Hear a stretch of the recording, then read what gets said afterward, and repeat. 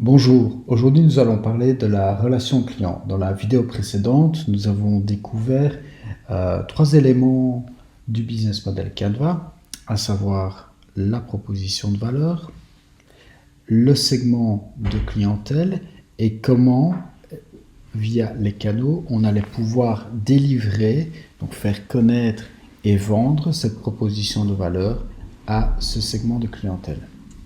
Aujourd'hui, on va parler d'un quatrième bloc très important au niveau du modèle économique, à savoir la relation client. Cette relation client est essentielle et c'est vraiment un élément fondamental du business model Canva parce que comme l'élément que nous découvrirons dans la prochaine vidéo qui parle du flux de revenus, cet élément, l'élément de la relation client, va vous permettre de capturer la valeur qui est liée et qui est associée à votre clientèle. Donc ce bloc est vraiment fondamental et c'est un bloc qu'on a tendance souvent à un petit peu négliger, à sous-estimer, sur lequel on passe assez rapidement. On ne prend pas vraiment la peine de réfléchir à la stratégie qu'on pourrait mettre en place pour établir, pour créer une relation client qui est vraie, une relation client qui est forte. Et on va découvrir ensemble aujourd'hui l'importance de créer cette relation avec le client, l'importance d'avoir une vraie relation avec les clients qu'on arrive à acquérir. Comme je vous le disais la fois dernière, la première étape, c'est de vraiment faire connaître votre produit. Et une fois que ce produit est connu, une fois que vos clients commencent à prendre connaissance de ce produit, donc comment est-ce que vous allez leur vendre. Mais il faut savoir qu'entre le moment où vous faites connaître votre produit, où vos clients les découvrent via les différents canaux que vous avez décidé de mettre en place, différents canaux de communication, il y a encore un ensemble d'étapes qui vont se produire, c'est ce qu'on appelle l'entonnoir des ventes. Cet ensemble d'étapes peut se résumer en trois grandes étapes, à savoir la première qui va définir les prospects, c'est-à-dire l'ensemble des clients qui sont potentiellement intéressés par votre proposition de valeur. Parmi cet ensemble de clients potentiels, il y en a seulement un certain nombre qui va s'intéresser et vouloir obtenir plus d'informations sur le produit, sur le service que vous commercialisez. C'est ce qu'on appelle les leads. Pour prendre une analogie, c'est un petit peu comme si vous étiez un commerçant, vous avez un magasin dans une rue commerçante dans laquelle il y a énormément de passages, donc vous avez bien choisi votre rue, vos canaux sont bien définis, donc il y a beaucoup de passages devant votre magasin. Ça, c'est ce qu'on pourrait qualifier comme étant les prospects, toutes les personnes qui pourraient potentiellement rentrer dans votre magasin. Seul un certain nombre va décider de s'arrêter devant votre étalage et ensuite va décider de rentrer dans votre magasin pour, par exemple, essayer les vêtements que vous proposez à la vente. C'est ce qu'on va appeler les leads. Donc des personnes qui marquent un intérêt pour le produit, qui marquent un intérêt pour le service que vous commercialisez, mais qui n'ont pas encore décidé d'acheter ce produit ni d'acheter ce service. Seul de nouveau un petit nombre va décider parmi ces leads de passer à la caisse, d'acheter votre produit, d'acheter votre service, c'est les fameux clients. Donc cette première étape dans la relation des clients va consister à acquérir vos clients et donc ce mécanisme se met en place via différentes étapes. Donc la première étape, vous faites connaître via les canaux de communication votre produit pour que vos clients arrivent sur votre canal de vente, qui peut être par exemple votre plateforme d'e-commerce, mais qui peut être également un magasin. Une fois que ces personnes arrivent sur votre plateforme d'e-commerce, sur votre site web ou sur celui d'un partenaire ou rentrent dans le magasin que vous louez, certains d'entre eux donc vont marquer un intérêt pour les produits, pour les services que vous proposez, et seulement encore un plus petit nombre va décider de passer à la caisse et de devenir des clients. Donc ce mécanisme prend du temps et coûte de l'argent. Et il faut donc en être bien conscient. Donc, première étape, acquérir le client. Et très souvent, dans le monde des startups, mais encore aussi des entreprises beaucoup mieux établies, qui sont établies depuis un certain temps, il y a un petit peu un phénomène qui se met en place, qui consiste consiste à courir toujours vers de nouveaux clients et un petit peu délaisser les clients qu'on a déjà réussi à acquérir.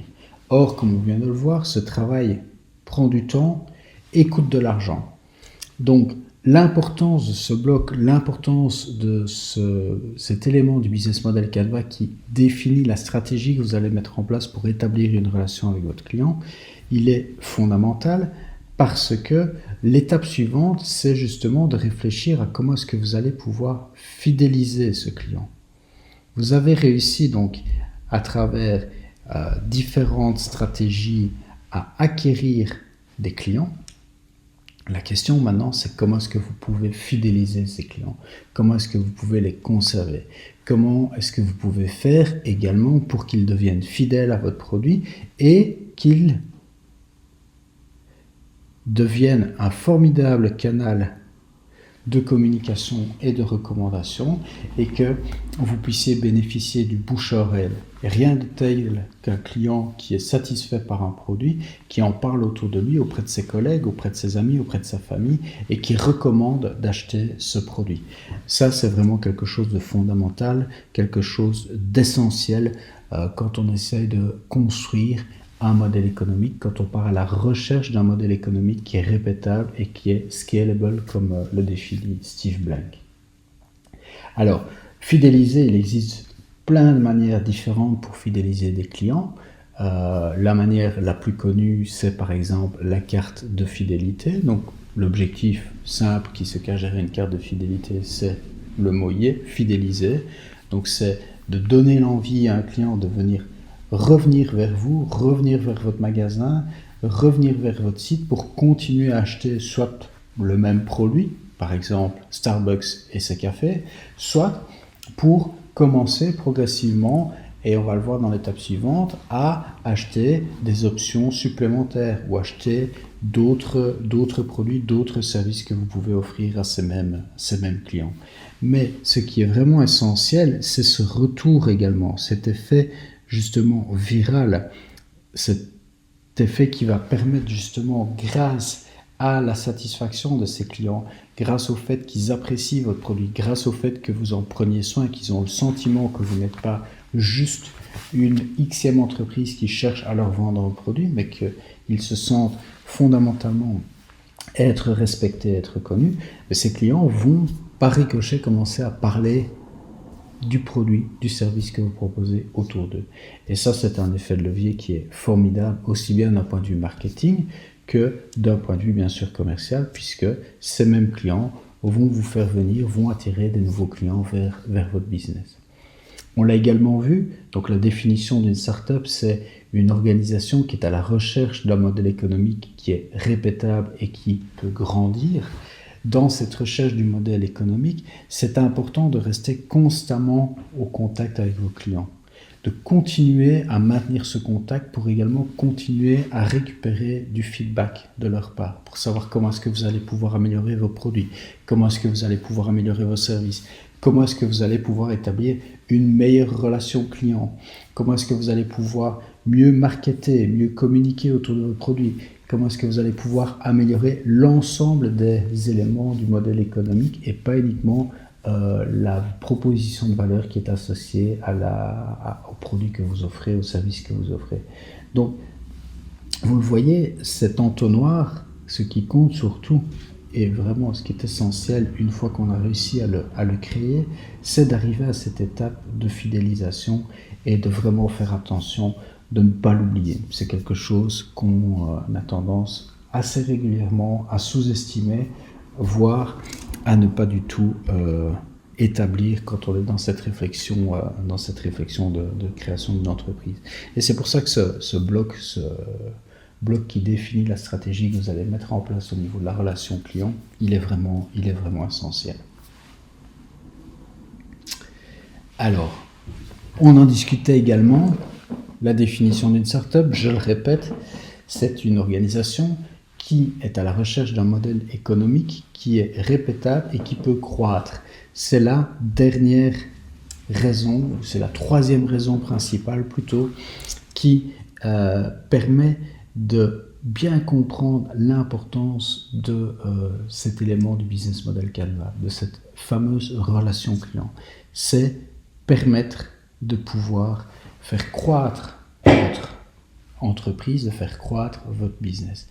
Parce qu'une fois que vous avez réussi à acquérir ces clients, étape numéro 1, que vous avez ensuite pris soin d'eux et que vous avez mis en place des programmes de fidélisation. On citait l'exemple de la carte de fidélité. D'autres exemples, c'est de faire des nouvelles versions, de proposer des nouvelles versions du produit, par exemple. Donc, une fois que vous avez réussi à fidéliser ces clients, ce qui, je le répète, permet de créer un effet de boucle et de pouvoir attirer, grâce au bouche à oreille, des nouveaux clients vers votre business. L'objectif, c'est de toujours se focaliser sur ces mêmes clients que vous avez réussi à fidéliser pour pouvoir leur proposer de nouveaux produits, de nouveaux services pour continuer justement à stimuler vos ventes. Et de la sorte, de ne pas vous focaliser uniquement sur la première partie de votre stratégie qui consiste à acquérir des clients, mais d'également prendre soin, je le répète, des clients que vous avez obtenus pour pouvoir réaliser ce phénomène que j'appelle l'effet papillon.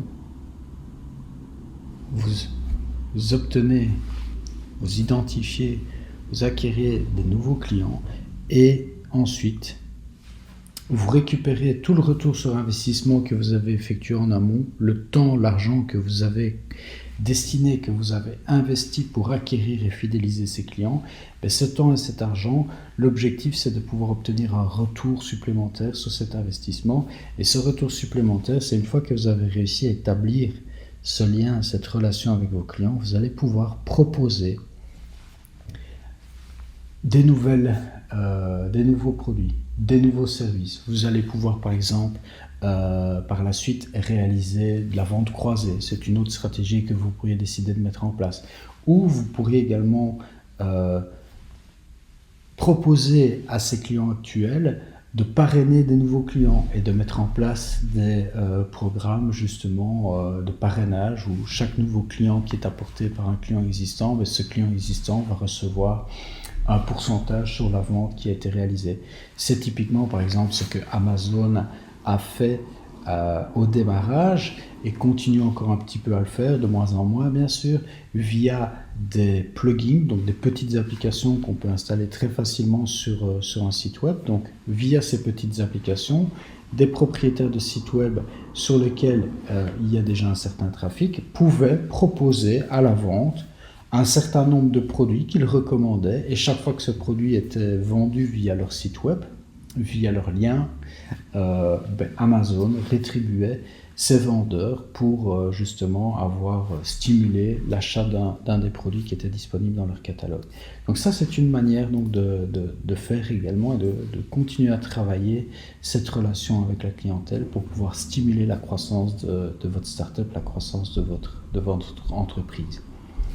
Alors, au niveau maintenant des programmes de fidélisation, comment est-ce que vous pouvez fidéliser vos clients? Comment est-ce que vous pouvez également stimuler la croissance, toujours en établissant une relation avec vos clients forte?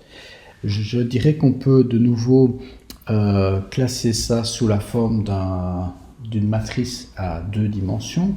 Sur cet axe-ci, sur l'axe des Y, s'il fallait parler d'un point de vue scientifique, vous avez soit une relation client qui est ultra personnalisée, c'est un petit peu comme si vous allez dans une banque et vous avez votre private banker, donc une personne qui est dédiée rien qu'à la gestion de votre compte financier, ou quand vous allez par exemple dans des très grands hôtels de luxe où le concierge vous reconnaît, il y a une relation client qui est vraiment à un, face à face. On vous reconnaît, vous êtes un client unique et c'est une relation qui est ultra personnalisée.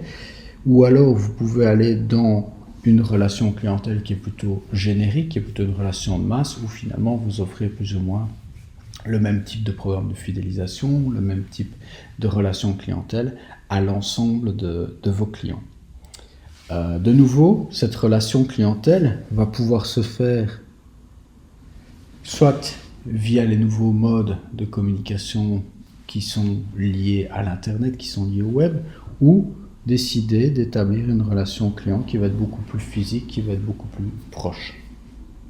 Alors, quelques exemples de relations clients qu'on peut établir, qui pourraient être de relations clients ultra personnalisées ou très personnalisées et qui se feraient via le web, c'est par exemple envoyer un mail direct à vos clients avec par exemple une allusion à une date d'anniversaire, une allusion au dernier contact que vous avez eu, une allusion à la dernière fois que ce client a acheté ce produit, une démarche proactive pour prendre des informations sur la manière dont le client a reçu le produit, s'il l'a bien reçu. Donc plutôt que d'attendre qu'il vous contacte en cas de problème, pourquoi pas proposer des systèmes ou mettre en place des systèmes qui peuvent être également semi-automatisés, mais qui vont donner l'impression à ce client qu'il est finalement unique, que vous le connaissez, que vous connaissez ses goûts, que vous connaissez ses habitudes d'achat, que vous avez d'une certaine manière un historique des relations que vous avez eues avec lui, de manière à ce que cette personne se sente pas juste un compte bancaire, pas juste une carte de crédit, mais quelque chose en plus. Vous pouvez proposer d'organiser des conférences vidéo pour pouvoir justement interagir avec ce client s'il se trouve à distance, si c'est difficile de lui rendre visite. Donc plutôt que de faire un long déplacement, voilà, proposer une vidéoconférence. On a déjà parlé de la carte de fidélité qui est d'une certaine manière plus ou moins personnalisée, mais qui est quand même aussi quelque chose d'assez générique. Tout le monde a la même carte, mais de nouveau, vous pouvez créer des niveaux de cartes plus premium. Et si on bascule maintenant vers le monde physique, on peut également envisager des relations clients et d'établir des relations avec vos clients de manière très simple en effectuant des visites chez le client, en rendant visite à votre client pour voir ce qu'il pense du produit, de la manière dont les contacts se font entre votre société et lui ou elle. Donc, de continuer à apprendre qui est ce client, c'est vraiment quelque chose d'essentiel. Et de nouveau, de lui montrer finalement par des approches assez personnalisées qu'il est unique, qu'il est important pour vous, pour votre entreprise et que vous en prenez soin. Ça peut se faire de manière un peu plus facile, par des appels téléphoniques également. Donc il existe plein de manières. Ici, je vous liste certaines manières. Je vous invite vraiment à vous inspirer et voir ce que font d'autres startups. Mais c'est quelque chose qui est vraiment important. Grâce à ces contacts, vous allez aussi pouvoir obtenir quelque chose qui est vraiment essentiel, c'est des témoignages, c'est des recommandations de vos produits. Et vous pourrez, par exemple, demander à ces mêmes clients s'ils acceptent que leurs témoignages, que leurs recommandations, que vous puissiez les reprendre sur votre site web, dans un prospectus commercial, dans un deck, une présentation de vente auprès d'autres clients, tout ça toujours dans le même but, finalement de travailler sur ce fameux effet que nous avons vu précédemment, c'est-à-dire grâce à la fidélisation de ces clients, vous allez pouvoir obtenir des nouveaux clients. Alors, au niveau d'autres approches que vous pouvez utiliser pour établir des contacts avec vos clients, pour mettre en place une relation, une stratégie de relation client qui soit forte, on peut aller aussi vers des relations qui sont plus automatisées et qui sont plus des relations de masse. On pourrait dire la newsletter, c'est un exemple. Il y a moyen de la personnaliser plus ou moins, mais ça reste quand même quelque chose qui est perçu comme étant quelque chose de très générique que tout le monde reçoit. Donc c'est pas fort vu comme si c'était un mail qui était envoyé de manière directe avec votre adresse email. Donc pourquoi pas se créer une adresse email spécifique pour ça, qui est la vôtre, qui est avec un prénom, avec votre nom, et où le client va véritablement avoir l'impression qu'il est de nouveau en contact direct avec vous. C'est important de rester honnête, bien sûr. Les webinaires, c'est une autre manière de faire connaître un produit, c'est une autre manière d'avoir du retour sur des produits. C'est également une très très bonne manière pour fidéliser des clients, parce que dites-vous bien qu'une fois que la vente a été finie, votre client revient dans son business du quotidien, et donc l'important, c'est de créer d'une certaine manière, au fil du temps, une ligne de base et un continuum entre vous et le client, plutôt que de faire des approches que j'appellerais en pic, qui sont vous rappelez à ce client de temps à autre. L'idée, c'est plutôt d'essayer d'avoir une forme continue de relation avec ce client. Donc le webinaire peut être une manière de faire également, proposer justement du contenu, proposer des formations qui vont continuer à améliorer la connaissance du produit auprès de vos clients. C'est quelque chose qui est fortement utilisé et chez les startups qui font par exemple du logiciel sous forme de service. Les logiciels par exemple de téléconférence qu'on utilise énormément aujourd'hui. Ces sociétés comme Zoom, comme Skype et d'autres organisent énormément de webinaires, de tutoriaux en ligne, de vidéos, d'articles qui forment et qui permettent à leurs clients de continuer à se former à l'usage du produit. Donc de nouveau, on est dans cette relation de fidélisation du client. Qu'est-ce qu'on peut mettre en place pour continuer à enrichir cette expérience client? Comment est-ce qu'on peut faire pour continuer à former le client, à l'aider à ce qu'il puisse utiliser les produits qui sont proposés de mieux en mieux, des marques d'outils de bricolage professionnels ou qui s'adressent même des amateurs, mais à la recherche de produits de qualité, des marques comme les produits Festool, organisent et ont des chaînes, par exemple YouTube, où vous pouvez trouver des vidéos didactiques très très bien conçues, où de nouveau la marque explique comment utiliser ces différents produits. Donc voilà, c'est différentes formes, différents mécanismes qui permettent d'établir cette fameuse relation avec le client pour le fidéliser, pour que ce client continue à améliorer l'image de marque de votre entreprise, de votre produit. Donc créer cet effet, je vais dire, de bouche à oreille. Et puis par la suite, un client satisfait, si vous continuez à développer une gamme de produits, si vous avez d'autres produits à proposer, en fidélisant ce client, vous allez pouvoir stimuler la croissance de votre entreprise en continuant à lui proposer des services, des produits qui sont adaptés à ses besoins. Et vous pourrez beaucoup mieux cibler également les produits que vous voulez mettre en avant. C'est typiquement ce que fait Amazon. De nouveau, avec ses clients, quand vous achetez un produit, quelques jours après, de manière générale, Amazon vous renvoie un email, c'est moins fréquent maintenant, mais vous renvoie un email avec des suggestions d'achat, des suggestions par exemple de livres qui sont basées sur vos habitudes de lecture. Voilà. De nouveau, c'est une relation client automatisée qui se base sur l'analyse des données, sur du big data, mais qui a de nouveau pour objectif de faire croître le business, de faire stimuler, de stimuler vos ventes. Voilà, donc j'espère que suite à cette vidéo, vous avez compris l'intérêt et l'importance de vraiment passer du temps pour établir cette relation client, pour établir cette stratégie qui va vous permettre de définir le type de relation que vous souhaitez mettre en place avec vos clients. Ce qui est également très très important de nouveau de comprendre ici, c'est que plus vous connaîtrez ces clients, mieux vous connaîtrez ce qu'ils écoutent, à qui ils font confiance, le type de médias sur lesquels ils vont pour se renseigner sur des produits. Au mieux vous connaissez ce client, au mieux vous allez pouvoir établir une relation, une expérience client qui est vraiment destinée à ces clients, et vous éviterez ainsi d'utiliser des recettes toutes faites, des recettes magiques, mais qui sont totalement inadaptées à votre segment de marché. Donc à nouveau, je le répète, depuis qu'on se parle par ces capsules interposées, prenez le temps de connaître vos clients, prenez le temps de bien les cerner, sortez de chez vous, bon pour le moment c'est pas l'idéal, mais sortez de chez vous, allez au contact de vos clients, faites-le via des moyens de vidéoconférence par exemple, c'est possible aussi, pour continuer à bien cerner ses clients et donc à finalement tester et améliorer toutes les hypothèses que vous êtes en train de définir dans ce fameux modèle économique, dans ce fameux business model Canva, parce que l'objectif finalement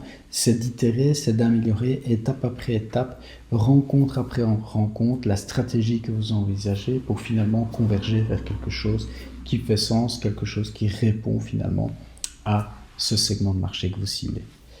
Voilà, ben, je vous donne rendez-vous à demain pour la suite de cette découverte du business model Canva. J'espère que ces capsules vous aident donc dans la définition du modèle économique pour le projet sur lequel vous êtes en train de travailler actuellement. Et dans la capsule suivante, nous découvrirons le dernier élément de la partie droite du business model Canva, qui est l'élément qui va définir votre flux de revenus. Donc, comment est-ce que vous allez capturer de nouveau cette valeur, comment est-ce que vous allez gagner de l'argent. À très bientôt.